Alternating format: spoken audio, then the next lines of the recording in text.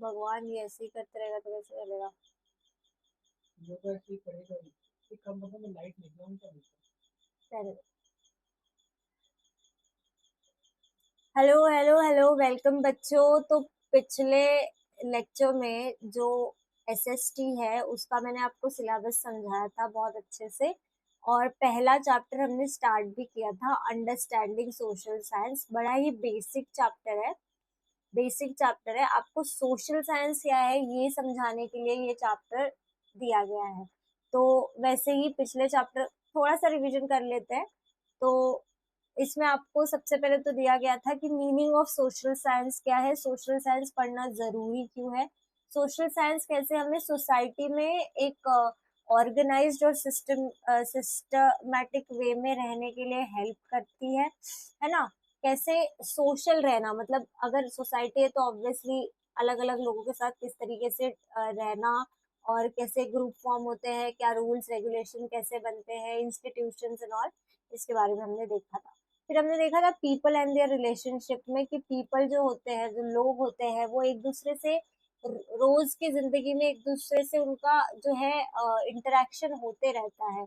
इस वजह से हमें जो अलग अलग लोग हैं उनके अलग अलग फेस्टिवल्स, अलग अलग कल्चर, अलग अलग लैंग्वेजेस, ये सब चीजें सीखनी मतलब चाहिए। और क्योंकि ये काम आएगी हमें एक सोसाइटी में अच्छे से रहने के लिए, ये चीजें आना जरूरी है ना। तो ये हम सोशल स्टडी के अंदर अंडर ही पढ़ते हैं, ये सारी चीजें हम सोशल स्टडी के अंदर पढ़ते हैं। उसके बाद सोसाइटी में रहना कैसा है, प्लस सोसाइटी में होता क्या है ना। सोसाइटी में क्या क्या चीजें होती है, गवर्नमेंट क्या होती है, ये सारी चीजें हम देख चुके थे। स्कोप ऑफ सोशल साइंस में हमने चार चीजें पढ़ी थी कि फोर कोर डिसिपल्स है, डिसिप्लिन्स है अपने सोशल साइंस के। कितने डिसिप्लिन्स है? फोर कोर डिसिप्लिन्स है। सबसे पहला तो ज्योग्राफी, जिसमें हम और अर्थ और ह्यूमन बीइंग का रिलेशनशिप, लैंड, फॉरेस्ट, रिवर्स, ये सब चीजें देखते हैं। Next is history. हिस्ट्री में हम बेसिकली देखते हैं कि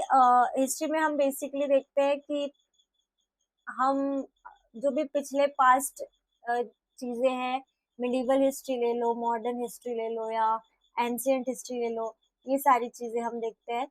अ, और history as a discipline important है क्योंकि जैसे हिस्ट्री सिर्फ राजा रानी और ये इनका साम्राज्य था, ये हारे थे, ये जीते थे, इस बारे में ही नहीं होता है। हिस्ट्री हमें बहुत चीजें सिखाता है कि आज जो कंडीशन है, आज का जो कंडीशन है, आज की जो लाइफ है, ये इस तरीके से कैसे बनी, कैसे ये चीजें इवॉल्व हुई, कैसे ये चेंज हुई, पहले कैसी थी। तो ये चीजें हम हिस्ट्री से सीखते हैं।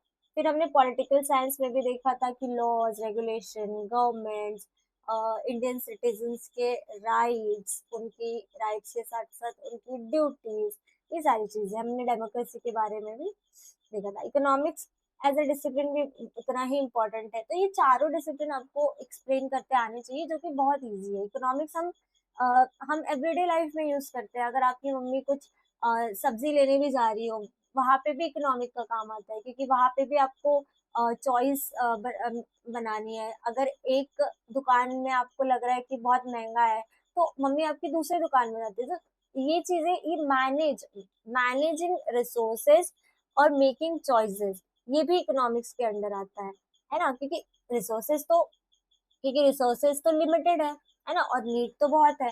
तो इस चीज को मैनेज करने के लिए ये सारी चीजें इम्पोर्टेंट है, इकोनॉमिक्स सीखना इम्पोर्टेंट है। तो ये सारी चीजें हमने लास्ट लेक्चर में देख ली थी। अब नेक्स्ट हमें पढ़ना है relevance of social science. Social science relevant क्यों है? तो अ, हम जो जहाँ रह रहे हैं, हम जिस सोसाइटी में रह रहे हैं, हमारे आजू बाजू का जो भी वर्ल्ड है, इस चीज को अंडरस्टैंड करने के लिए, वर्ल्ड का या अर्थ का रिलेशनशिप ह्यूमन बीइंग से अंडरस्टैंड करने के लिए सोशल साइंस जो है वो रेलिवेंट है। सोशल साइंस क्या है? रेलिवेंट है। ये हमें क्लासरूम लर्निंग से लेके एवरीडे एक्सपीरियंस को कनेक्ट करता है। क्लासरूम में आपको सोशल साइंस के बारे में तो मैं समझा रही हूँ, लेकिन आप एवरीडे लाइफ में जो भी होता है उससे आप ये रिलेट कर पा रहे हो। जैसे कि मैंने आपको इकोनॉमिक्स का डिसिप्लिन बताते समय हिस्ट्री, ज्योग्राफी, ये सब चीजें हम देख सकते हैं। Next is social science and society. Social science and society, social science का मतलब तो बता दिया मैंने। सोसाइटी का मतलब जहाँ पे अलग अलग लोग, अलग अलग तरीके के लोग, डिफरेंट लैंग्वेजेस के, डिफरेंट कल्चर के जहाँ पे रहते हैं, जिनका डिफरेंट वे ऑफ लिविंग है ना, जिनका डिफरेंट वे ऑफ लिविंग है। तो सोशल साइंस हमें इन चीजों को, इनको पहचानने में, इनको अंडरस्टैंड करने में हेल्प करता है कि ये अलग अलग लोग एक साथ कैसे रह रहे हैं भाई, क्या क्या फंड है, मतलब कैसे रह रहे हैं, है ना। तो in India people speak different languages, follow different religions, है ना, प्रैक्टिसेस डिफरेंट कस्टम्स, लेकिन फिर भी कहीं ना कहीं unity is built in a diverse society, जो है यूनिटी, डाइवर्स सोसाइटी में आज भी यूनिटी है। तो यूनिटी के साथ साथ बहुत सारे चैलेंजेस भी है, ऐसा नहीं कि यूनिटी है तो अच्छी चीज ही है, बुरी चीजें भी है, डिस्क्रिमिनेशन होगी, प्रेजुडिस होगी, सोशल एक्सक्लूजन हो गया, तो ये सारी चीजें है अभी, है ना। तो इस चीज को लेके हमें आगे social science on the environment या इंक्लूसिविटी, और भी आगे जो पॉइंट्स आएंगे ये सारे इस चीज से रिलेटेड होंगे कि सोशल साइंस रिलेवेंट क्यों है ना, सोशल साइंस रिलेवेंट क्यों है। इसके बाद देखते हैं social science and the environment, है ना। Human beings depend on the environment obviously, हवा, पानी, ये सब चीजें, फॉरेस्ट नहीं है तो ह्यूमन बींग्स के लिए मुश्किल हो जाएगी। तो human being directly indirectly environment पे डिपेंड करता है, किस पे, एनवायरनमेंट पे डिपेंड करता है उनके सर्वाइवल के लिए, है ना। अगर वो चीजें सारी नहीं होगी, इन्वायरमेंट नहीं होगा, तो ह्यूमन बीइंग जो है वो सर्वाइव नहीं कर पाएगा। जैसे और लैंड, धरती हमें फार्मिंग के लिए लगती है, हम उसका यूज किसके लिए करते हैं, फार्मिंग के लिए करते हैं, हाउसिंग के लिए करते हैं, वहां हम घर बना के रहते हैं। जो रिवर्स होते हैं, है ना, रिवर्स होते हैं या कोई भी वाटर बॉडीज लो, उसका हम पानी यूज करते हैं, वाटर यूज करते हैं, जो कि बड़ा ही इसेंशियल है ना, इसेंशियल है, वो यूज करते हैं। हम फॉरेस्ट यूज करते हैं बाकी रिसोर्सेज के लिए, हम फॉरेस्ट यूज करते हैं बाकी रिसोर्सेज के लिए, ट्रीज वगैरह, एनर्जी यूज करते हैं वर्क के लिए। तो ये सारी चीजें हम इन्वायरमेंट से लेके हम यूज करते हैं, ह्यूमन बींग्स यूज करते हैं। तो अगर इन्वायरमेंट अफेक्ट करेगा किसी भी तरीके से, तो ह्यूमन एक्टिविटी भी अफेक्ट करेगा। ओके, इन्वायरमेंट अफेक्ट करेगा तो ह्यूमन एक्टिविटी या ह्यूमन बींग्स भी अफेक्ट करेंगे। फॉर एग्जाम्पल, आपके लिए एग्जाम्पल भी दिया कि अगर बहुत सारे पेड़ है, वहां पे आप पेड़ काट दोगे, वहां पे क्या करोगे, पेड़ काट दोगे। पेड़ क्यों काटोगे, बड़ी सी बिल्डिंग बनाने के लिए। पेड़ क्यों काटोगे, बड़ी सी बिल्डिंग बनाने के लिए। लेकिन आप जब पेड़ काट रहे हो, तो आप किन किन चीजों का नुकसान कर रहे हो। सबसे पहले तो पेड़ बड़ा ही जरूरी है हमारे ऑक्सीजन के लिए, है ना, ऑक्सीजन के लिए बड़ा ही जरूरी। फिर उसके बाद सॉइल इरोजन भी होगा, अगर कम पेड़ रहेंगे तो सॉइल इरोजन भी होगा। फिर उसके बाद रिड्यूस्ड रेनफॉल भी होगा, है ना, पेड़ पौधे कम होंगे तो रिड्यूस रेनफॉल, रेनफॉल भी कम हो जाएगा। तो ये सारी चीजें आप कर रहे हो सिर्फ पेड़ काट के, है ना, इन्वायरमेंट को आप हार्म करके खुद का भी हार्म कर रहे हो। ठीक है, तो ये हो गया। इसके बाद पॉल्यूशन, पॉल्यूशन भी है। पॉल्यूशन जो इंडस्ट्रीज से आता है ना, बड़ी बड़ी इंडस्ट्रीज हमने तो बना ली, लेकिन इससे जो पोल्यूशन आ रहा है, इससे जो पोल्यूशन आ रहा है, इससे हमारा एयर खराब हो रहा है, इससे हमारा ऑक्सीजन, वही एयर ऑक्सीजन खराब हो रहा है, लैंड खराब हो रहा है हमारा, जिससे हम एग्रीकल्चर नहीं कर पाएंगे, लैंड खराब हो रहा है। तो ये सारी चीजें। इसके बाद ये सारे लिंक्स आपको पढ़ के इतना ध्यान में आ गया होगा कि social science, society, human beings लगभग एक चीजें हैं, है ना। उनको पढ़ना और उनको अंडरस्टैंड करने के साइंस को ही हमने क्या कह दिया है, सोशल साइंस कह दिया है। अब सोशल साइंस किस किस चीजों से अफेक्ट करेगा, तो सबसे पहला फैक्टर हमने पढ़ा, इन्वायरमेंट से अफेक्ट करेगा। इन्वायरमेंट किस तरीके से ह्यूमन बींग को अफेक्ट करेगा, ये मैंने आपको बता दिया। So by studying these links, social science encourages sustainability. What is sustainability? आगे देखेंगे। Sustainability क्या होती है, देखेंगे। Sustainability help us to think beyond immediate gain and consider long-term effects on nature and society. Nature and society. Okay.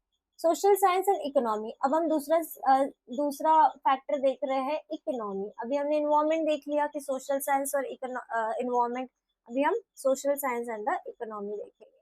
तो बहुत सारे जो फैमिलीज है, जो ह्यूमन बींग्स है, वो अपनी अर्निंग पे ही तो डिपेंडेंट है, मतलब पैसों पे ही डिपेंडेंट है कि किस तरीके से पैसे आ रहे हैं, अर्न किस तरीके से हो रहे हैं, वो सेव किस तरीके से हो रहे हैं, खर्चा किस तरीके से हो रहे हैं, स्पेंड किस तरीके से हो रहे हैं, ये सारा कुछ क्या है, ये तो इकोनॉमिक्स है। सारा कुछ क्या है, ये इकोनॉमिक्स है। तो ये social science and the economy, social science का रिलेशन, ह्यूमन बीइंग का रिलेशन इकोनॉमिक्स है, जो कि एवरीडे लाइफ में भी हम देखते हैं। हम कोई काम कर रहे हैं, हम अर्न करने के लिए काम कर रहे हैं, पैसे कमाने के लिए काम कर रहे हैं, उसमें से हम कुछ जरूरत जरूरी चीजों के लिए खर्च कर देते हैं, स्पेंड कर देते हैं, और हम कुछ सेव कर देते हैं। तो यही सारी चीजें इकोनॉमिक्स के अंडर आएगी। सेव क्यों करते हैं? फ्यूचर नीड्स के लिए, जो भी आगे फ्यूचर नीड्स होगी उसके लिए सेव करते हैं। तो ये सारी चीजें इकोनॉमी में आई। अब इसके बाद फॉर एग्जांपल जॉब अपॉर्चुनिटीज जो है सिटी में तो आ गई। जॉब अपॉर्चुनिटीज सिटी में आने की वजह से क्या हुआ, बहुत सारे लोग सिटी में चले जाते हैं, माइग्रेट करते हैं सिटी में। माइग्रेट करते हैं सिटी में, क्यों करते हैं? जॉब अपॉर्चुनिटीज की वजह से। क्यों करते हैं? जॉब अपॉर्चुनिटीज की वजह से, वर्क की वजह से। तो इससे क्या हो जाता है ना, इससे एक प्रेशर क्रिएट होता है। अगर समझो आप गांव में रह रहे हो, आपको जॉब चाहिए, आप गए हो सिटी में। आप गांव में रह रहे हो, आप सिटी में गए। अब आप जब सिटी में गए तो क्या ये आपकी अकेले की नीड है वर्क और जॉब? नहीं, बहुत लोगों की नीड है। बहुत लोग पढ़ाई करके या अपनी डिग्री कंप्लीट करके सिटी में जाके नौकरी करना चाहेंगे, जो कि करते भी है यूजुअली। तो इससे क्या हो रहा है कि बहुत ज्यादा पॉपुलेशन उस पर्टिकुलर एरिया में बढ़ जाता है। तो उस वजह से एक प्रेशर क्रिएट होता है। किन किन चीजों में प्रेशर क्रिएट होता है? अब लैंड तो उतना ही है, लैंड तो इंक्रीज नहीं हुआ, लोग बढ़े जा रहे हैं, उस एरिया में लोग बढ़े जा रहे हैं। तो उस वजह से क्या होता है कि एक तो हाउसिंग में दिक्कत आती है, उसमें प्रेशर क्रिएट होता है, लैंड वाले इसमें प्रेशर क्रिएट होता है। सेकंड चीज जो होती है, वाटर सप्लाई में प्रेशर क्रिएट होता है ना? जितने ज्यादा लोग उतने ज्यादा वाटर लगेगा, वाटर सप्लाई में क्रिएट होता है प्रेशर। ट्रांसपोर्ट में प्रेशर क्रिएट होता है ना? बहुत लोग हैं तो ऑब्वियसली ट्रांसपोर्टेशन में, है ना, वो लोग आना जाना भी करेंगे, तो उसमें भी प्रेशर क्रिएट होता है। एंड देन हाँ, इसके बाद प्रेशर, इन सब प्रेशर की वजह से हमको क्या बताना क्या चाह रहे हैं, this is how economic decisions affect society and the environment. या सोशल साइंस के लो, या सोशल साइंस के लो, इकोनॉमिक्स किस तरीके से हार्म कर रही है सोसाइटी को, इस तरीके से हार्म कर रही है ना? जॉब अपॉर्चुनिटीज की वजह से सिटी में जाना, और सिटी में जाके रिसोर्सेज का उतना ही रहना, कम नहीं हुई है रिसोर्सेज, उतनी ही है, लोग बढ़ गए हैं। क्या हो गया है? ह्यूमन बींग्स बढ़ गए हैं उस पर्टिकुलर एरिया में, उस पर्टिकुलर एरिया में। चल, अब इसके बाद इस इसके बाद देखो इकोनॉमिक्स का और क्या क्या मतलब और क्या क्या यूज है यहाँ पे।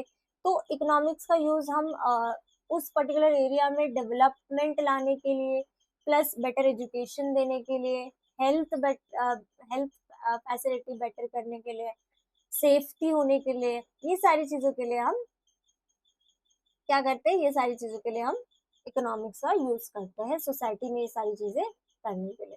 अब नेक्स्ट फैक्टर है, थर्ड फैक्टर है governance. Social science and environment देख लिया, सोशल साइंस एंड इकोनॉमिक देख लिया, इकोनॉमी देख लिया, सोशल साइंस एंड गवर्नेंस क्या है? सोशल साइंस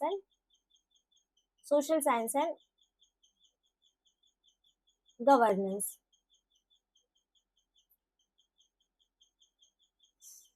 हाँ, अब गवर्नेंस क्या है? गवर्नेंस क्या है? वही अपना गवर्नमेंट, है ना, जो रूल कर रही है।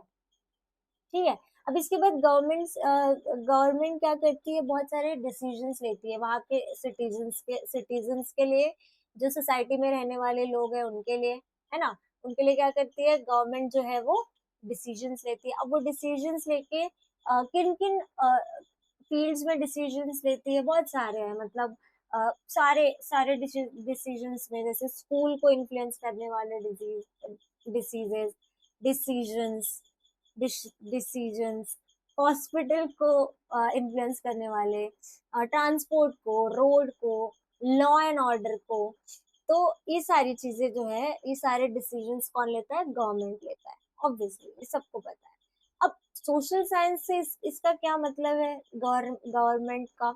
तो सोशल साइंस हमें पढ़ने में और अंडरस्टैंड करने में मदद करता है, ये चीज समझने में मदद करता है कि ये डिसीजंस लिए कौन ले रहा है, एक तो है ना, जैसे कि पॉलिटिकल साइंस में पढ़ेंगे कौन ले रहा है, किस तरीके से लिया जाता है, ये जो डिसीजंस ले रहे हैं इनको किसने उस पोजीशन पे लाया, कैसे लाया जाता है, कितने साल तक रहते हैं, ये सारी चीजें तो सोशल साइंस में पढ़ते हैं हम।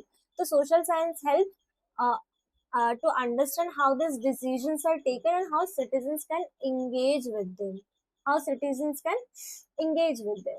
For example, if a community faces a problem such as poor water supply, एक community है, एक जगह पे कुछ लोग रहते हैं, चार पांच लोग रहते हैं, वो poor water supply से, है ना, वो प्रॉब्लम है उनको कि उनके पास जो है पानी बहुत कम आता है। सो इससे क्या होगा, it can raise issue through local bodies and elected representatives, है ना। उसके बाद इस चीज पे काम किया जाएगा, इस प्रॉब्लम पे सोचा जाएगा, इस प्रॉब्लम पे सोचा जाएगा, कौन डिसीजन लेगा, कौन डिसीजन लेगा, डिसीजन लेगा गवर्नमेंट, डिसीजन लेगा गवर्नमेंट। तो इस प्रकार हम सोशल साइंस और गवर्नेंस को या सोशल साइंस एंड गवर्नमेंट को जो है हम रिलेट कर सकते हैं। ओके, तो डेमोक्रेसी सिर्फ इलेक्शन से रिलेटेड नहीं है कि कुछ रिप्रेजेंटेटिव्स को कुछ इलेक्ट कर देना, है ना, इलेक्ट कर देना, है ना। डेमोक्रेसी सिर्फ इतनी ही नहीं है कि कुछ लोग खड़े हुए हैं, उनमें से एक इलेक्ट कर देना और बस उसको पोजीशन दे देना, है ना। इतनी ही नहीं है democracy. Then what is democracy? It is also about the participation. Participation के बारे में भी है। किनका पार्टिसिपेशन? सारे सिटीजन्स का पार्टिसिपेशन, है ना, सारे सिटीजन्स का पार्टिसिपेशन। अवेयरनेस, अवेयरनेस उनकी कितनी है, उनको कितना पता है कि उनको क्या पता है कि उनके साथ कितना गलत हो रहा है, कितना सही हो रहा है, जो गवर्नमेंट को करना चाहिए वो कर रहे हैं नहीं कर रहे, ये अवेयरनेस अवेयरनेस भी होनी चाहिए। अकाउंटेबिलिटी, अकाउंटेबिलिटी भी होनी चाहिए। तो ये सारी चीजें डेमोक्रेसी के अंडर आती है। अगेन जो भी पॉलिटिकल साइंस के चैप्टर्स होंगे उसमें हम इन चीजों को ज्यादा अच्छे से पढ़ेंगे। तो ये हो गया। Political understanding also helps us to recognize the importance of equality and justice. Equality and justice, समता और न्याय। सम समता और न्याय, है ना, न्याय। इन दोनों के बारे में भी जानने के लिए हमें पॉलिटिकल अंडरस्टैंडिंग चाहिए होती है। और पॉलिटिकल अंडरस्टैंडिंग कैसे आएगी? जब आप पॉलिटिकल साइंस पढ़ोगे। And what is political science? what is political science? This one of the discipline of social science। तो इस तरीके से जो है डेमोक्रेसी, इक्वालिटी और जस्टिस को समझने में हेल्प करती है। तो ये एक हो गया, एक factor social science and governance. तो हमने total social science and environment देख लिया, सोशल साइंस एंड इकोनॉमी देख लिया, सोशल साइंस एंड गवर्नेंस देख लिया। अब इसके बाद इंटरकनेक्शन ऑफ सोशल साइंस में वही चीजें दी है जो मैंने आपको ऑलरेडी पढ़ा दी है कि डिसिप्लिन 4 होते हैं। इन डिसिप्लिन को कंबाइन करोगे तो सोशल स्टडीज बनती है। तो 4 डिसिप्लिन क्या है? तो ज्योग्राफी है, हिस्ट्री है, इकोनॉमिक्स है, पॉलिटिकल साइंस है। ज्योग्राफी हमें क्या समझने में मदद करती है? वही चीजें, धरती कैसी है, लैंड कैसा है, rainfall, water, forest, river system, drainage system, ये सारी चीजें आपको ज्योग्राफी में दिख जाएगी। हिस्ट्री, हिस्ट्री नेक्स्ट डिसिप्लिन है। इसमें हम देखते हैं कि ये जो आज आज का जो समय है ये किस तरीके से डेवलप हुआ है। आज जो जो चीजें जैसी है, क्या ये चीजें ऐसी ही थी, नहीं थी, तो फिर पहले कैसी चीजें रही होगी। सिटी किस तरीके से डेवलप होती है, ये बेसिकली हम हिस्ट्री में देखते हैं। जो लोग होते हैं वो किस तरीके से सेटल हुए हैं, उनके किस तरीके से चेंजेस हुए हैं, उनके रहने में, खाने में, पीने में, ये सारी चीजें हम देखते हैं। ओके, इसके बाद economics, third discipline of social science. इसमें हम देख वही इकोनॉमिक में वही देखते हैं चीजें सारी कि भाई हम पैसा कमा रहे हैं, हम उसको सेव कर रहे हैं, हम उसमें से जो जो भी हमारे लिए बेटर है उसके लिए हम खर्चा कर रहे हैं। तो ये सारी चीजें हम इकोनॉमिक्स में देखते हैं, ये सारी चीजें इकोनॉमिक्स में देखते हैं। ओके, और एक चीज हम देखते हैं, पॉवर्टी, गरीबी। गरीबी किस तरीके से हिट कर रही है आज की कंडीशन को, आज के लाइफ को, ये भी चीजें हम देखते हैं। गरीबी किस तरीके से बहुत सारे लोगों को वल्नरेबल बना देती है, ये चीजें हम इकोनॉमिक्स में देखते हैं। पॉलिटिकल साइंस, पॉलिटिकल साइंस में वही चीज है कि गवर्नमेंट का रोल, गवर्नमेंट की ड्यूटीज, गवर्नमेंट के जो भी चीजें होगी, सिटीजन्स की ड्यूटीज, सिटीजन्स की राइट, ये सारी चीजें। तो ये हम सारी चीजें पॉलिटिकल साइंस में देखते हैं। Collection of this all discipline is known as social studies, है ना, सोशल साइंस। ठीक है, सोशल साइंस। तो इस तरीके से एवरीडे लाइफ में भी हम इस चीज को यूज करते हैं। ये सिर्फ क्लासरूम तक या इस बुक तक नहीं लिमिटेड है, इन सारी चीजों का यूज हम एवरीडे लाइफ में करते हैं, है ना। डाइवर्सिटी क्या है हमारे इंडिया में या हमारे पूरे इधर, डाइवर्सिटी कैसी है, डिस्क्रिमिनेशन, सोशल एक्सक्लूजन, है ना, इंक्लूसिविटी, इसको सपोर्ट करना, है ना, डेली इंटरेक्शन, ये सारी चीजें हम इसके द्वारा ही समझ पाते हैं, है ना। इन्वायरमेंट में कैसा चेंज आता है, तो इन्वायरमेंट में अगर चेंज आता है तो ह्यूमन लाइफ में किस तरीके से अफेक्ट होता है वो चीज, ये सारी चीजें गवर्नमेंट किस तरीके से काम करती है, ये सारी चीजें हम सोशल साइंस में देखते हैं। इसके बाद नेक्स्ट पॉइंट है guiding values in social science, है ना, guiding values in social science. Social science सिर्फ हमको ज्ञान नहीं दे रहा है।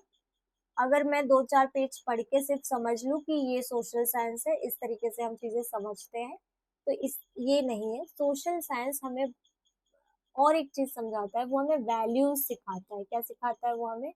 वैल्यूज सिखाता है, हमें अच्छे कर्म करना या गुड ह्यूमन बीइंग बनना सिखाता है ना। गुड ह्यूमन बीइंग सिखाता है, वैल्यूज सिखाता है, मोरल सिखाता है। ठीक है, अब ये किस तरीके से सिखाता है, तो हम इसको कनेक्ट कर सकते हैं कॉन्स्टिट्यूशन से। अगर हम पॉलिटिकल साइंस की बात कर रहे हैं तो हम इसको कॉन्स्टिट्यूशन से कनेक्ट कर सकते हैं। कॉन्स्टिट्यूशनल वैल्यूज या कॉन्स्टिट्यूशनल आइडियल्स क्या क्या है, तो भाई इक्वालिटी, है ना, इक्वालिटी होनी चाहिए, जस्टिस होना चाहिए, लिबर्टी, फ्रैटर्निटी, एंड ये सारी चीजें होनी चाहिए, है ना। एक दूसरे मतलब आपस में समानता होनी चाहिए। अब क्या कहते हैं, बंधुत्व होना चाहिए, ये सारी वैल्यूज हम कहाँ सीखते हैं, ये सारी वैल्यूज हम सोशल स्टडीज में सीखते हैं। ये सारी वैल्यू हम सोशल स्टडीज में सीखते हैं। तो वैल्यूज गाइड कर रही है हमें सोशल साइंस, है ना। इसके बाद हम सामने वाले को ट्रीट कैसे करें, हम सामने वाले से बात कैसे करें, हम सामने वाला अगर फॉर एग्जांपल सामने वाला अगर पुअर है, तो क्या हम उससे बेकार तरीके से बात करेंगे? तो नहीं, ये हमें सारी चीजें सिखाई जाती कि पॉवर्टी कैसे हिट करती है उनको, किस तरीके से उनकी लाइफ इतनी ज्यादा खराब होती है। तो हमें वो एम्पैथी लाती है, हमें हमें वो वैल्यूज डेवलप करता है सोशल साइंस, है ना। How we treat people, how we respond to differences, है ना। How we use natural resources. अब जब है आपके पास तो यूज करते रहो, है ना। पानी आ रहा है ना, रोज पानी आता है तो बस पानी फेंकते जाओ, तो ऐसा नहीं होता है। आपको नेचुरल रिसोर्सेज जो है, नेचुरल रिसोर्सेज जो है नेचुरल रिसोर्सेज जो है उनको अच्छे से यूज करना, है ना, उनको सही से यूज करना, जितना काम का है उतना ही यूज करना, बाकी सारा सेव करना, ये बहुत जरूरी है फ्यूचर नीड्स के लिए, है ना। ये बहुत जरूरी है फ्यूचर नीड्स के लिए, इसके लिए फ्यूचर नीड्स के लिए बहुत जरूरी है।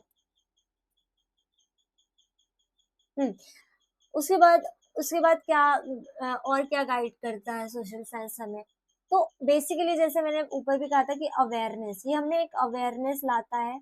हमें सोचने समझने की शक्ति आती है कि भाई जो गवर्नमेंट हमारे लिए जो कर रही है या जो निकाल रही है, स्कीम्स हो गया, डिसीजंस हो गए जो ले रही है, ऑर्डर्स हो गए, क्या ये हमारे लिए बेनिफिशियल है भी, क्या ये हमारे लिए बेनिफिशियल है कि नहीं है, ये सोचने का, ये अंडरस्टैंड करने का हमें सोशल साइंस ही सिखाता है ना।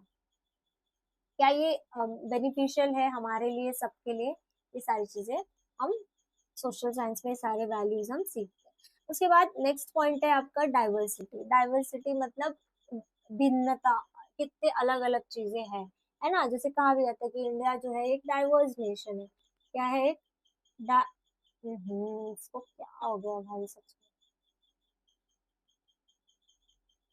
इंडिया जो है वो एक डाइवर्स नेशन है। Diversity what mean, what does mean, वो डाइवर्सिटी क्या होता है? तो रिस्पेक्टिंग डिफरेंसेस अमॉन्ग पीपल, जो लोग हैं उनके बीच में जो डिफरेंसेस है, अब वो डिफरेंसेस कैसे भी हो सकते हैं, है ना।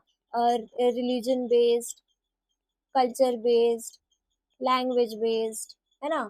फूड हो या कुछ भी हो, रहने से रहन सहन हो, कुछ भी हो, है ना, एजुकेशन हो, ये सारी चीजें। तो इन सब चीजों में बहुत ज्यादा डिफरेंस हो सकता है लोगों के। Language, religion, region, caste, tribe, gender, age, occupation, physical ability, food habits, clothing, cultural practices, इन सब में हो सकता है। तो डाइवर्सिटी एग्जिस्ट नेचुरली, है ना। ये नेचुरली एग्जिस्ट करती है हमारे, लेकिन इससे डील करना, है ना, इससे डील करना भी सोशल साइंस का एक बड़ा पॉइंट है। क्योंकि कम्युनिटीज तो बहुत सारी है ना, लोग तो बहुत सारे हैं, लेकिन उनको समझ के, उनकी डाइवर्सिटी को समझ के एक साथ रहना, यूनिटी से रहना और एक साथ रहना, ये बहुत इंपॉर्टेंट है। और ये चीजें हम सोशल साइंस में सीखते हैं। ओके, ये चीजें हम सोशल साइंस में सीखते हैं। डाइवर्सिटी जो है वो सोसाइटी सोसाइटी के लिए भी इम्पोर्टेंट है, क्योंकि अगर मतलब डाइवर्स सोसाइटी नहीं होगी तो अलग अलग चीजें, अलग अलग कल्चर नहीं दिखाई देंगे। ये जरूरी है ताकि आप चीजों को एक बाउंड्री ना रख के आप अलग अलग चीजें और देखें और सीखें, है ना, समझे। उसके बाद वैरायटी जो होती है वो जरूरी होती है to strengthen the social harmony, है ना, है ना। सोसाइटी को सोसाइटी को स्ट्रॉन्ग करने के लिए या स्ट्रेंथन करने के लिए जो है डाइवर्सिटी जरूरी होती है। डाइवर्सिटी जरूरी होती है। डाइवर्सिटी और हमें क्या सिखाती है कि स्टीरियोटाइप से केयरफुल रहो भाई, स्टीरियोटाइप से बच के रहो। जो सदियों से चला आ रहा है वो ना चला है ना। स्टीरियोटाइप से बच के रहो, ये हमें डाइवर्सिटी सिखाती है ना। एक क्या कहते हैं ना, जब आप अलग अलग लोगों के बीच में रहते हो तो आपकी वैल्यूज और मोरल्स बहुत ज्यादा यूज आती है वहाँ पे। वैल्यू बेस्ड अप्रोच आपको रखना है वहां पे, है ना। वैल्यू बेस्ड अप्रोच अगर आप नहीं रखोगे तो आप अलग अलग लोगों से सही से नहीं बात कर पाओगे या सही से कम्युनिकेट नहीं कर पाओगे, जो कि आपके लिए नहीं सही होगा। तो एक वैल्यू बेस्ड अप्रोच रहना जरूरी है। ओके, मतलब मतलब हर एक इंसान को उसी डिग्निटी से, उसी रिस्पेक्ट से, उसी इक्वालिटी से आपको क्या करना है? ट्रीट करना है। क्या करना है? ट्रीट करना है। इसके बाद इंक्लूसिविटी, है ना। इंक्लूसिविटी नेक्स्ट टॉपिक है। What is inclusivity? इंक्लूसिविटी मतलब हमें इंश्योर करना है, ensuring that everyone is feeling, everyone feels welcomed, respected, है ना, पार्टिसिपेटेड, पार्टिसिपेटेड। तो किसी को भी ऐसे किसी को भी ऐसे हाँ, किसी को भी ऐसे एक्सक्लूडेड फील किसी को भी ऐसे एक्सक्लूडेड फील नहीं होना चाहिए। ये इसका मतलब है इंक्लूसिविटी, है ना, कि सारे लोग जो है वो वेलकम्ड फील करें, वो रिस्पेक्ट फील करें। तो क्योंकि क्या है, बहुत सारे ऐसे क्लासेस है, बहुत सारे ऐसे ग्रुप्स है जो एक्सक्लूजन या डिस्क्रिमिनेशन फेस करते आ रहे हैं या कर रहे हैं। तो ये चीजें ना हो, इसलिए इंक्लूसिविटी बहुत जरूरी है।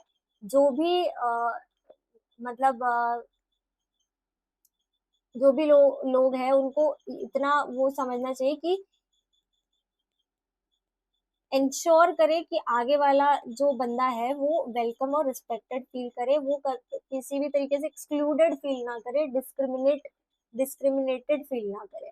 ओके, तो एक फेयरनेस होनी चाहिए आपके बिहेवियर में। तो इंक्लूसिविटी इंपॉर्टेंट है, बहुत इंपॉर्टेंट है। इसके बाद क्लासरूम में आपके ही एग्जाम्पल लेते, क्लासरूम में कभी ऐसा होता है कि इक्वल पार्टिसिपेशन नहीं करने देते हैं, है ना। कुछ लोग होते हैं जो बुली करते हैं किसी को, या कुछ टीचर्स होते हैं जो पर्टिकुलर स्टूडेंट को सपोर्ट करते हैं। तो ये सारी चीजें नहीं होनी चाहिए, ये इंक्लूसिविटी नहीं है, ऐसा नहीं होना चाहिए। तो सबको एक तरीके का सपोर्ट, सबको एक तरीके का पार्टिसिपेशन मिलना ही चाहिए, इसमें कोई डिस्क्रिमिनेशन नहीं होना चाहिए, irrelevant of gender, irrelevant of age, और कोई भी चीज इसमें कुछ होना नहीं चाहिए ऐसा।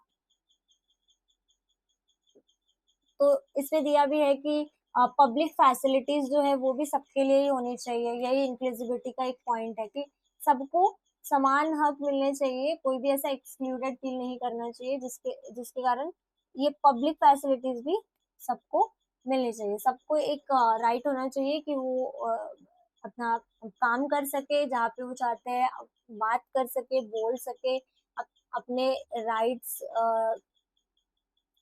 जो है वो बोले, और मतलब उन्हें मिले वो राइट्स, एक्सेट्रा एक्सेट्रा। तो ये सारी चीजें इंक्लूसिविटी में आती है ना। तो equality of status and opportunity, not only status but opportunity, opportunity भी सबको सेम मिलनी चाहिए, सेम मिलनी चाहिए अपॉर्चुनिटी भी, ठीक है। तो इससे क्या होगा, जो डिस्क्रिमिनेटेड लोग हैं, एक्सक्लूडेड लोग हैं, वो ऐसा फील नहीं करेंगे, उनको भी अपॉर्चुनिटीज मिलेगी, वो भी आगे जाएंगे। सिंपल, इंक्लूसिविटी का मतलब बहुत सिंपल था। Next is sustainability. जैसा कि मैंने कहा कि सस्टेनेबिलिटी हम आगे पढ़ेंगे। तो व्हाट इज सस्टेनेबिलिटी?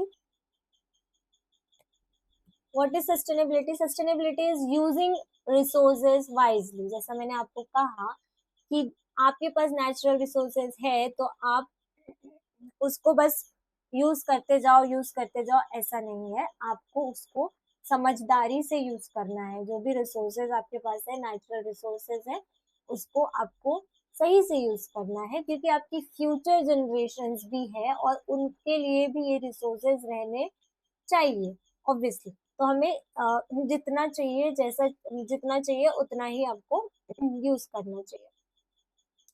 इसके बाद इससे क्या होगा, balance between development and protection of the nature, है ना, बना रहेगा। इसके बाद careful use of land, careful use of water, forest, minerals, energy, as well as reducing pollution and waste. ये सारी चीजें सस्टेनेबिलिटी के अंडर आती है। किसके अंडर आती है? सस्टेनेबिलिटी के अंडर अंडर आती है। ओके। तो क्योंकि जो है इन्वायरमेंट और रिसोर्सेज,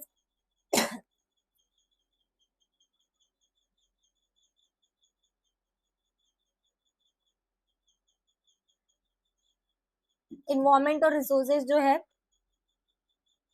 वो, क्योंकि ह्यूमन बीइंग से डायरेक्ट रिलेटेड है, और अगर इन्वायरमेंट अफेक्ट होता है तो ह्यूमन बीइंग अफेक्ट होता है। इसलिए सस्टेनेबिलिटी जरूरी है। आप जितना नेचुरल रिसोर्सेज खर्च करोगे, हो सकता है आपको आगे चल के ना मिले, आपके फ्यूचर जनरेशन को ना मिले।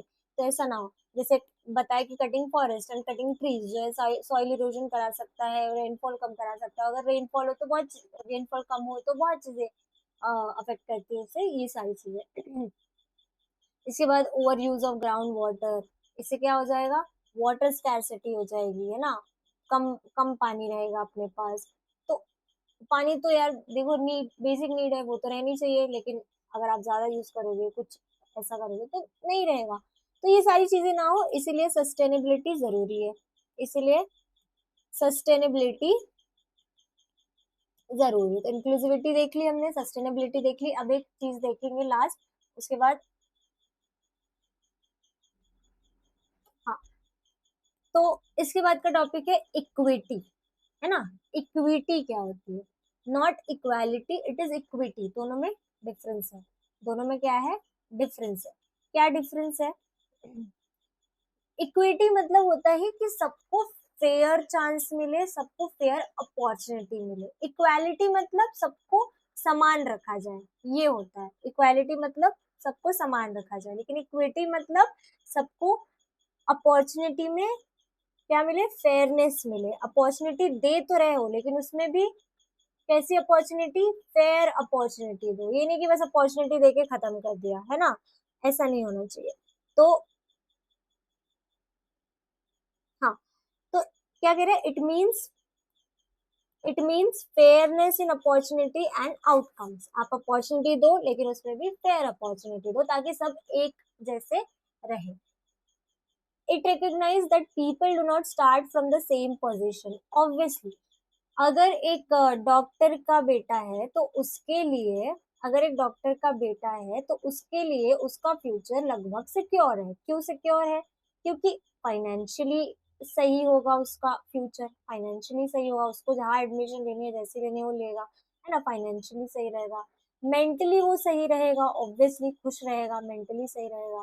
तो ये सारी चीजें जो है, एक डॉक्टर के बेटे के लिए ये सारी चीजें ठीक है। यहाँ से उसने स्टार्ट किया, बेटे ने कहाँ से स्टार्ट किया, यहाँ से स्टार्ट किया। लेकिन अगर यही एक कॉमन मैन ले लो या कोई मिडिल क्लास फैमिली या पुअर फैमिली ले लो, है ना, उसका अगर कोई बच्चा है, उसका अगर कोई बच्चा है, कोई पुअर फैमिली है यार, कोई पुअर फैमिली है, उसका अगर बच्चा है, तो वो कहाँ से स्टार्ट करेगा? उसके लिए थोड़ी स्ट्रगल पीछे है ना, अभी अभी उस वो वहां तक आने के लिए अभी उसको टाइम है। तो बेसिकली उसको बहुत सारे प्रॉब्लम फेस करने पड़ेंगे, उसको मनी रिलेटेड प्रॉब्लम से ये करना पड़ेगा उसको। उसको वो मेंटली इतना खुश नहीं होगा तो वो उसके लिए भी काम करेगा। वो ये सारी चीजें उसके लिए डिफरेंट रहेगी as compare to the doctor वाले बेटे से। तो बेसिकली क्यों हम इक्वालिटी से ज्यादा इक्विटी पे फोकस कर रहे हैं? क्योंकि सब एक जगह से स्टार्ट नहीं करते हैं। कुछ लोग होते हैं जो जिनके लिए स्टार्ट पॉइंट अलग होता है और कुछ लोग होते हैं जिनके लिए स्टार्ट पॉइंट अलग होता है, जैसे कि मैंने आपको एग्जांपल देकर समझाया। तो बेसिकली अपॉर्चुनिटी देना is not sufficient, fair opportunity देना जरूरी है। इसलिए इक्वालिटी से ज्यादा इम्पोर्टेंट इक्विटी है, इसलिए हम इक्विटी पे ज्यादा फोकस करेंगे। ऑब्वियसली एक क्या कहते हैं, डॉक्टर के बेटे के लिए स्टार्टिंग पॉइंट कुछ अलग होगा, और जो मिडिल क्लास या कॉमन मैन या कोई पुअर फैमिली का बच्चा होगा उसके लिए एक स्टार्ट पॉइंट अलग होगा। ऑब्वियसली बहुत सारे जो सैक्रिफाइसेस होंगे या बहुत सारे जो प्रॉब्लम्स फेस करने पड़ेंगे वो उस बच्चे के लिए, सेकंड बच्चे के लिए ज्यादा रहेंगे, तो उसके लिए स्टार्टिंग पॉइंट थोड़ा मुश्किल है, ज्यादा है। तो इसीलिए जो है, किसी को डिसएडवांटेज फेस ना करना पड़े या किसी को अनफेयरनेस ना हो, इसलिए हम इक्वालिटी पे बात नहीं करेंगे, हम इक्विटी पे बात करेंगे। ओके, ठीक है। तो some faces disadvantages because of poverty, जैसा मैंने आपको समझाया, डिस्क्रिमिनेशन जैसा मैंने आपको बताया अभी, डिसेबिलिटी, है ना, और रिमोटनेस जैसे आप, कोई बच्चा सिटी में रह रहा है, कोई बच्चा गांव में रह रहा है, तो ऑब्वियसली जो सिटी में रह रहा है उसके लिए स्टार्टिंग पॉइंट अलग है, उसके लिए रिसोर्सेज बहुत बढ़िया रहे होंगे, उसके लिए रिसोर्सेज उसको दिए गए होंगे, तो वो सही, उसका स्टार्टिंग पॉइंट सही चल रहा है। तो इस वजह से हम इक्विटी पे बात करेंगे। Equity requires additional support where it is needed. It is not just support, it is additional support. It is a additional support. जैसे कोई फॉर एग्जांपल कोई बैकवर्ड क्लास है ना, कोई बैकवर्ड क्लास है, तो उसमें सपोर्ट देना और एडिशनल सपोर्ट देना, देयर इज डिफरेंस। डिस्क्रिमिनेटेड या एक्सक्लूडेड क्लास को आगे लाने के लिए सिर्फ अपॉर्चुनिटी देना नहीं, फेयर अपॉर्चुनिटी देना। जैसे कि आपके यहाँ पे एक डायग्राम, एक पिक्चर भी बना है जो कि बहुत बहुत इजी है समझने के लिए, लेकिन येट बहुत ज्यादा इंपॉर्टेंट है। एक तरफ इक्वालिटी का आपको पिक्चर दिख रहा है, एक तरफ इक्विटी का पिक्चर दिख रहा है। तो जैसे कि आप इक्वालिटी के पिक्चर में देख पा रहे हैं, तीनों की हाइट अलग अलग है, तीनों की हाइट अलग अलग है, और वो मैच देखने के लिए उस दीवार के उस पार देखने की कोशिश कर रहे हैं, क्योंकि उनको वो मैच देखनी है। तीनों की हाइट अलग अलग है, लेकिन तीनों नहीं देख पा रहे क्योंकि तीनों पहुंच नहीं पा रहे। तो अब तीनों को आप सेम हाइट वाले बॉक्स दोगे, एक जो है, एक बहुत ही लंबा है, देख लो, लंबा है, दूसरा वाला थोड़ा मीडियम है, तीसरा वाला बहुत छोटा है, तीसरा वाला बहुत छोटा है। आपने क्या कर दिया, आपने उन तीनों को सेम बॉक्स दे दिया, सेम लेंथ का, से मतलब आपने सेम बॉक्स दे दिया उनको, अब उन पे चढ़ गया वो लोग, ठीक है। तो एक एक को दिख गया, दूसरे को थोड़ा दिख रहा है, तीसरे को कुछ नहीं दिख रहा है। आपने तो सेम बॉक्स दे दिया, आपने तो इक्वालिटी रखी, आपने तो इक्वालिटी रखी, आपने तो सेम बॉक्स दिए, फिर ऐसा क्या हुआ, आपने तो अपॉर्चुनिटी दी, लेकिन उस अपॉर्चुनिटी में आप भूल गए कि तीनों के स्टार्टिंग पॉइंट अलग है, तीनों की हाइट अलग है, तीनों का जो बैकग्राउंड है वो अलग है ऑब्वियसली। तो इसलिए आप दूसरे पिक्चर में अगर देखोगे, इक्विटी वाले पिक्चर में आप देखोगे, तो आपने फर्स्ट वाले पर्सन को कोई बॉक्स दिया नहीं क्योंकि उसको दिख रहा है, जरूरत नहीं है, कोई जरूरत नहीं है वहां पे। सेकंड वाले को आपने एक बॉक्स दिया जिससे उसको उस पार मैच दिख रही है, मैच ही है ना, हाँ, मैच दिख रही है। सेकंड थर्ड वाला बहुत छोटा था, इसीलिए आपने उसको फेयर गेम, कहते हैं ना, फेयर करने के लिए आपने उसको दो बॉक्सेस दे दिए, आपने उसको दो बॉक्सेस दे दिए। इससे क्या हुआ, इससे तीनों को मैच दिख रहा है ना। आपने इक्वालिटी तो नहीं की, आपने एक को बॉक्स नहीं दिया, एक को बॉक्स एक ही दिया, एक को दो बॉक्स दे दिए, इसमें कोई इक्वालिटी नहीं रही। लेकिन क्या हो रहा है इसमें, इसमें सबको समान अपॉर्चुनिटी फेयरली मिली। कैसे मिली, फेयरली मिली। जिनका स्टार्टिंग पॉइंट ही बहुत पीछे है, आपने उनको पुश देने के लिए आपने उनको दो बॉक्सेस दे दिए, दो बॉक्सेस दे दिए। तो इक्वालिटी और इक्विटी में बड़ा जरा सा अंतर है, लेकिन इक्वालिटी से ज्यादा इम्पोर्टेंट इक्विटी क्यों है, ये आपको यहाँ पे समझाया गया है, और बहुत इजीली, बहुत अच्छे से यहाँ पे समझाया गया है। जेन्युइन चांस देना और चांस देने में डिफरेंस होता है। तो इस वजह से हमने इक्विटी के डायग्राम में एक को कोई बॉक्स नहीं दिया क्योंकि उसकी हाइट उस पर देख पा रही थी, बीच वाले को हमने सिर्फ एक ही बॉक्स दिया क्योंकि उससे उसको दिख रहा था, और तीसरे वाले को हमने दो बॉक्स दे दिया, है ना। इससे क्या हुआ, फेयर अपॉर्चुनिटी मिली, तीनों को वो चीजें दिख रही है जो कि इक्वालिटी में नहीं हो पा रही। तो equity is nothing but fairness in opportunity. आप अपॉर्चुनिटी तो दे रहे हो, लेकिन उसमें आप फेयरनेस के साथ अपॉर्चुनिटी दे रहे हो, आप फेयर रह के अपॉर्चुनिटी दे रहे हो, तो that is equality, that is equality. जैसे रोजमर्रा की जिंदगी में क्या होती है, सॉरी, इक्विटी, तो रोज एवरीडे लाइफ में क्या होती है इक्विटी, तो बेसिक चीज होती है स्कॉलरशिप, है ना, बेसिक चीज होती है स्कॉलरशिप, जो कि बहुत बच्चों को मिलती है। तो बेसिकली स्कॉलरशिप्स हो गया, ये भी एक इक्विटी का, ये भी एक इक्विटी का पार्ट है, ये भी इक्विटी के अंडर आता है। मील प्रोग्राम्स हो गए, फ्री टेक्स्ट बुक हो गए, जो लो इनकम फैमिली वाले बच्चे हैं उनका उनका सपोर्ट इस तरीके से किया जाता है ना। स्कॉलरशिप के लिए भी आपको इनकम पूछी जाती है, तो इस तरीके से आपको ये सपोर्ट किया जाता है। तो that is equity, that is not equality, that is not equality. होती तो सबको सेम स्कॉलरशिप मिलती, बट ऐसा नहीं होता। Okay, on the basis of income. उसके बाद क्या है, उसके बाद चिल्ड्रन विथ डिसेबिलिटी, है ना, जो डिसेबल्ड चिल्ड्रंस होते हैं उनको एक क्या कहते हैं, सपोर्टिव टीचिंग, या उनको जो भी उनका, उनके हिसाब से जो भी टीचिंग है, जो उनके लिए बेनिफिशियल है, उस तरीके से पढ़ाया जाना। ये सबके लिए तो नहीं होगा, इक्वल तो नहीं होगा, इक्वालिटी तो नहीं होगा, लेकिन इक्विटी हो जाएगा। उनको एक अ, और थोड़ा ऊपर क्या कहते हैं, जाके उनको और अपॉर्चुनिटी देना, तो दैट इज इक्विटी। ये हमको दिखाई देता है। उसके बाद जहाँ पे रिसोर्सेज लिमिटेड होते हैं या जहाँ पे सर्विसेज लिमिटेड होती है, जैसे रिमोट एरियाज होते हैं, तो वहाँ पे जो है स्कूल्स को, या फिर हेल्थ फैसिलिटी को, स्कूल, हॉस्पिटल, इन सब चीज़ों को स्ट्रॉन्ग बनाना, इन सब चीज़ों को वहाँ पे डेवलप करना, दैट इज ओनली इक्विटी। तो ये सारी चीज़ें हम इक्विटी के अंडर पढ़ते हैं। तो इक्वालिटी और इक्विटी में बहुत जरा सा अंतर है, लेकिन इम्पोर्टेंट है ना। तो fairness is, fairness in opportunity is equity, is equity. फिर वो किसी भी फील्ड में, एजुकेशन से रिलेटेड हो, मील प्रोग्राम्स हो गया तो फिर मतलब इससे रिलेटेड हो, हेल्थ हेल्थ से रिलेटेड हो, किसी से भी रिलेटेड हो, सो इक्विटी। इसके बाद कुछ ही पॉइंट, दो तीन पॉइंट बचे हैं। इसके बाद का जो पॉइंट है, understanding social science from an Indian Indian perspective, that is important. ये इम्पोर्टेंट पॉइंट है, तो इसको हम नेक्स्ट लेक्चर में कंटिन्यू करेंगे, और इसके क्वेश्चंस भी हम नेक्स्ट लेक्चर में करेंगे। पूरे चैप्टर के क्वेश्चंस हम, एमसीक्यूज हम नेक्स्ट लेक्चर में करेंगे। तो आज हमने जिस तरीके से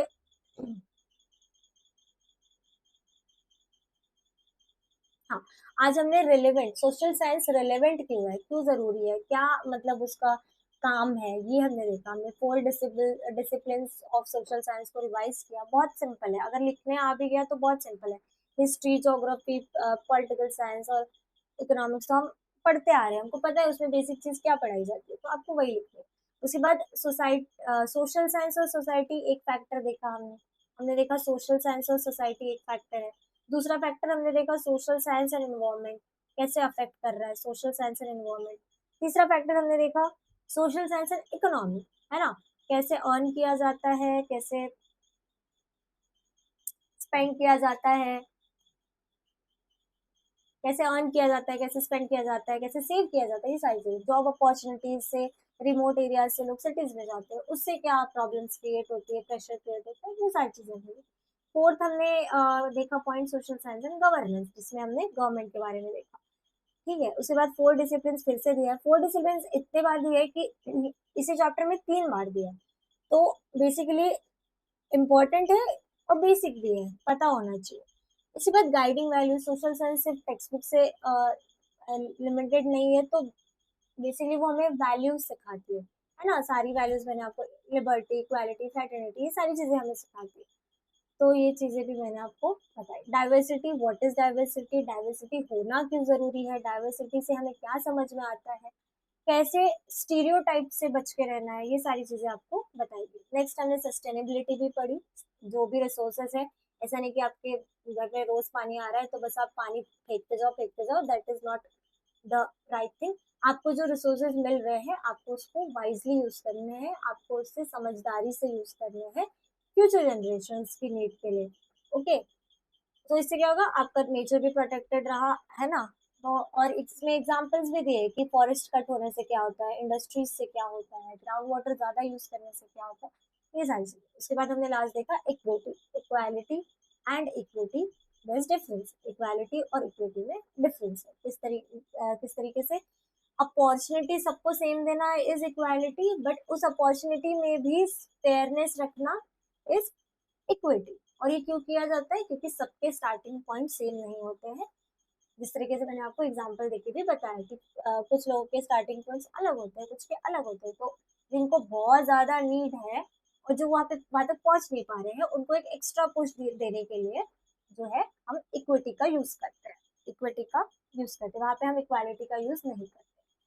okay, so this was for today's lecture. Next lecture में हम इस चैप्टर को खत्म करेंगे एंड प्लस हम इसके एमसीक्यूज भी करेंगे। Thank you so much.